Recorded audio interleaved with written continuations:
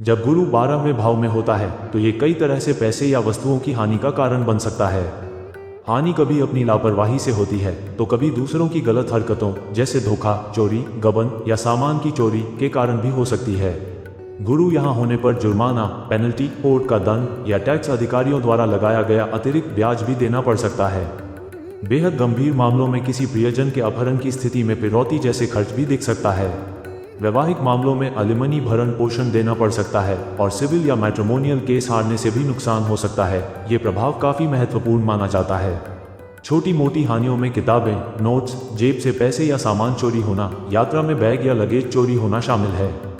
Share बाजार में नुकसान होने की संभावना भी रहती है।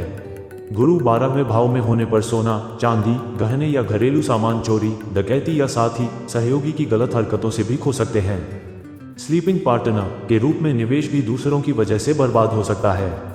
फिल्म, कला, व्यवसाय, उद्योग या उत्पादन इकाइयों में भी हानि हो सकती है। वेतन, रॉयल्टी, मुआवजा या बीमा क्लेम जैसी राशि वापस न मिलना भी संभव है। बैंक लॉकर या सेफ डिपॉजिट से चोरी की संभावना भी बनती है। पेंशन, ग्रेच्युटी, पीएफ या अन्य नौकरी से जुड़ी सुविधाएं भी रद्द हो सकती हैं। गुरु यहाँ होने से शिक्षा के समय स्मरण शक्ति कमजोर हो सकती है। स्वास्थ्य में किडनी, लिवर, श्वसन तंत्र, ब्लड शुगर और महिलाओं में अंडाशय ओवरीज से जुड़ी समस्याएं हो सकती हैं। एक और नकारात्मक प्रभाव यह है कि बॉस या अधिकारी व्यक्ति का काम या हस्ताक्षर अपने नाम पर इस्तेमाल कर सकते हैं बिना किसी मान्यता या भुगतान के, जैसे किसी प्रकार की धोखाधड़ी। कभी कभी वे व्यक्ति को मजबूर करते हैं कि वह कठिन या हानिकारक परिस्थितियों में काम करता रहे।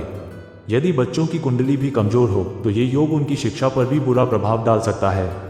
कभी कभार गुरु प्रसव डिलीवरी में देरी करवा सकता है या जटिलताएं पैदा कर सकता है, जिससे सीजेरियन डिलीवरी की जरूरत पड़ सकती है। यदि गुरु 5वें भाव का स्वामी हो तो ये गर्भ में बच्चे के सामान्य वजन और विकास को प्रभावित कर सकता है और जन्म के बाद विशेष देखभाल की आवश्यकता पड़ सकती है।